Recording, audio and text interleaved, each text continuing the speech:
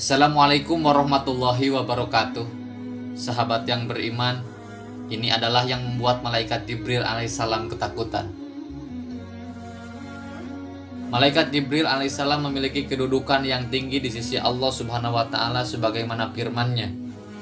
Sesungguhnya Al-Quran itu benar-benar firman Allah yang dibawa oleh utusan yang mulia yaitu Jibril, yang mempunyai kedudukan yang tinggi di sisi Allah, yang mempunyai aras yang ditaati di sana atau di alam malaikat lagi dipercaya.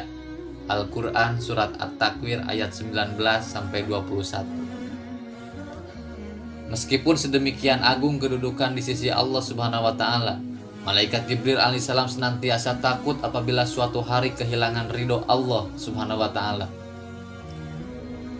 Dikisahkan dari ensiklopedia Al-Quran bahwa Umar bin Khattab radhiyallahu an meriwayatkan rangkaian pembicaraan yang berlangsung antara Rasulullah sallallahu alaihi wasallam dengan malaikat Jibril alaihissalam. Suatu hari malaikat Jibril alaihissalam menemui Rasulullah sallallahu alaihi wasallam dan menyampaikan kabar kedahsyatan neraka.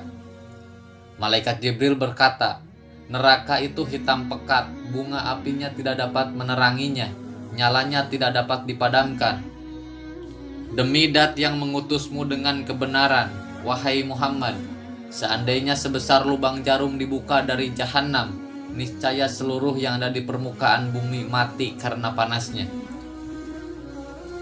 Demi Dat yang mengutusmu dengan hak, seandainya penjaga neraka Jahannam menampakkan dirinya kepada penghuni bumi, niscaya semua orang yang ada di bumi akan mati karena begitu buruk mukanya dan begitu busuk baunya.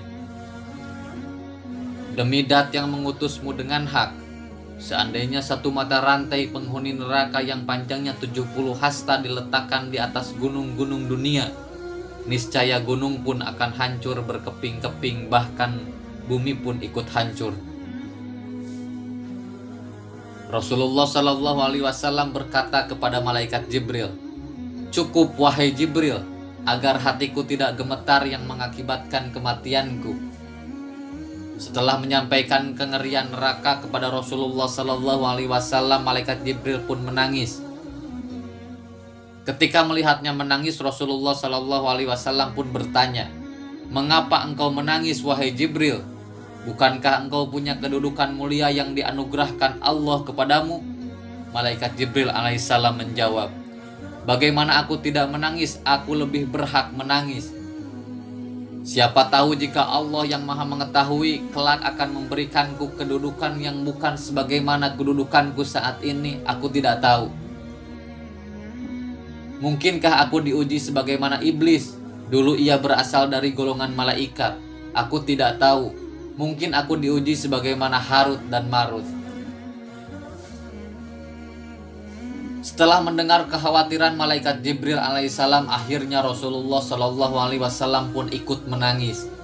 Kedua makhluk mulia itu pun terus menangis hingga Allah Subhanahu Wa Taala mengutus seorang malaikat kepada keduanya seraya berkata,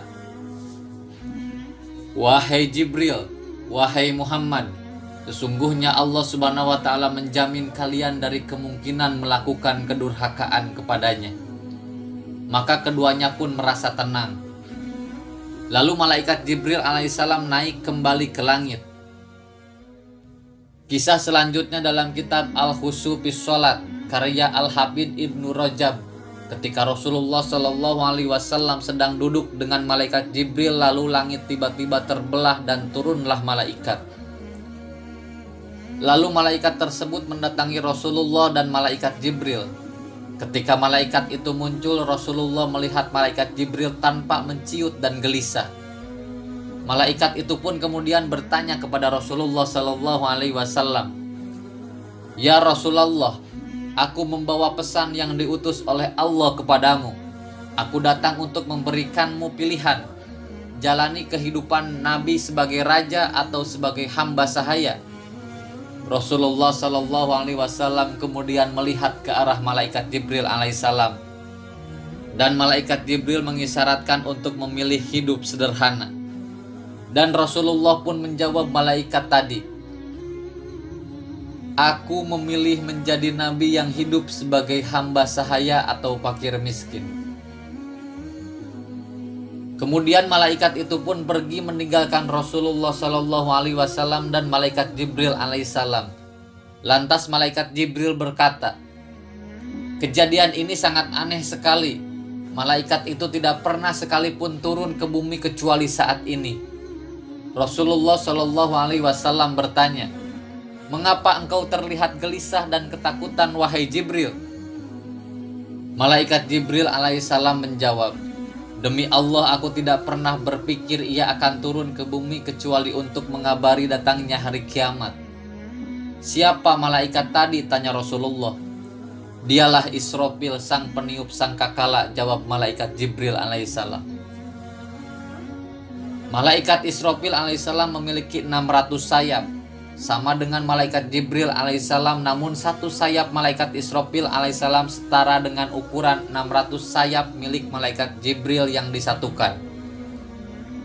Sosok malaikat Israfil alaihissalam sangat takut kepada Allah hingga ia melipat sayapnya yang besar dan luasnya ratusan kali lipat sayap malaikat Jibril, sehingga tanpa menjadi sangat kecil. Ketika malaikat Israfil alaihissalam turun ke bumi, malaikat Jibril mengira sudah datang waktunya hari kiamat, dan sudah waktunya malaikat Israfil membunyikan sangkakalanya. Hal inilah yang membuat malaikat Jibril gelisah dan takut.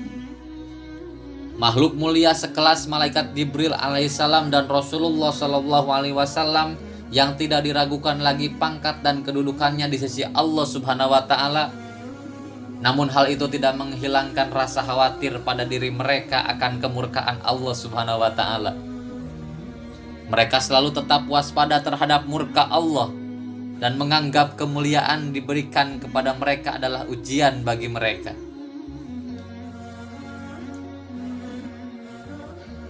Sahabat yang beriman, lantas bagaimanakah kita sebagai manusia yang hina? Apakah kita masih berani bersikap angkuh dan sombong? Bukankah kita sudah banyak mengetahui bagaimana Allah Subhanahu wa Ta'ala membinasakan suatu kaum karena kesombongan dan kedurhakaannya kepada Allah? Dan semoga dari kisah ini kita dapat mengambil pelajaran dan menyadari betapa lemahnya kita dan betapa butuhnya kita terhadap rahmat Allah.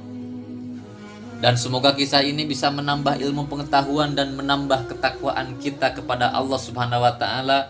Amin. Wallahu alam. Wassalamualaikum warahmatullahi wabarakatuh.